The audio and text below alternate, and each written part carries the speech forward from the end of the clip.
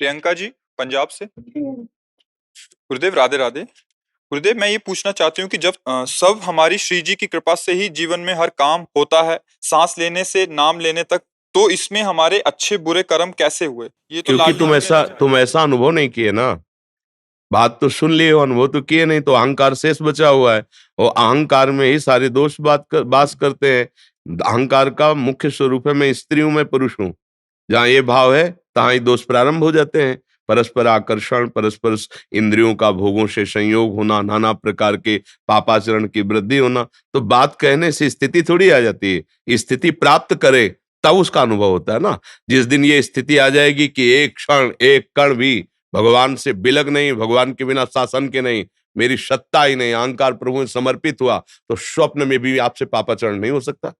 आप देखिए, पापाचरण तभी होता, मैं पुरुष हूं तो स्त्री के प्रति आकर्षण, मैं स्त्री हूं तो पुरुष के प्रति आकर्षण, मैं अपनी इंद्रियों के द्वारा सुख भोगूंगा, इसीलिए अधर्माचरण शुरू हो जाता है, मनमानी आचरण शुरू हो जाते हैं। फिर सोचे भगवान की इच्छा से हो रहा है, गलत बात।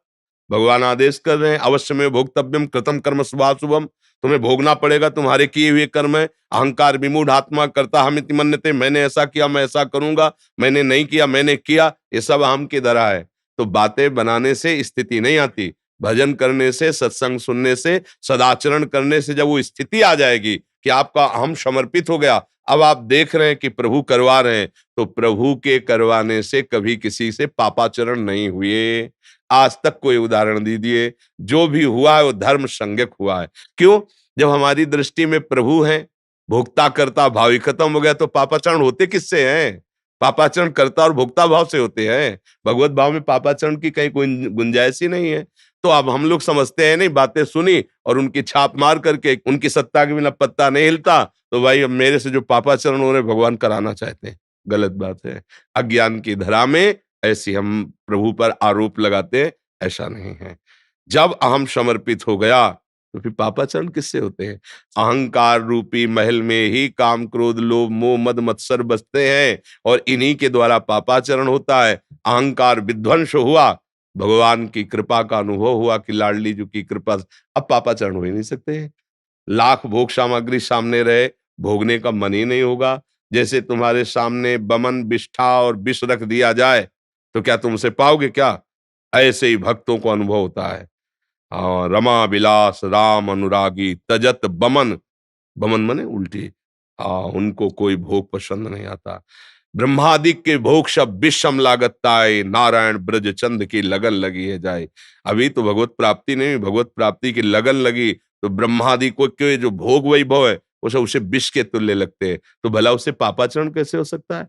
पापाचरण होता है जब हमें विषयों में सुख और मैं भोगूं और सुख लूं, यही तो अहंकार है। अहंकार के नाश के बिना इस बात की सिद्धि कैसे हो सकती कि सब प्रभु करा रहे हैं? और जिस दिन ये बात सिद्ध हो गई कि सब प्रभु करा रहे हैं, तो आप और भगवान में इतना अंतर नहीं।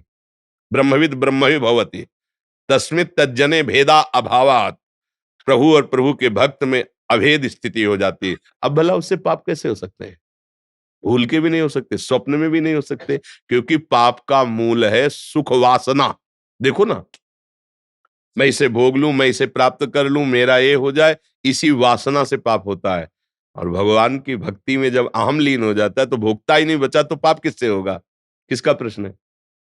समझ में आया? ना आए तो अभी नाम जप करो तब समझ में आएगा। ये अध्यात्म मार्ग की ऊंचाई की बातें हैं, बिना भजन के ये केवल पढ़ने से नहीं आती है। जब भजन करोगे, स्थिति होगी, तब समझ में आएगी।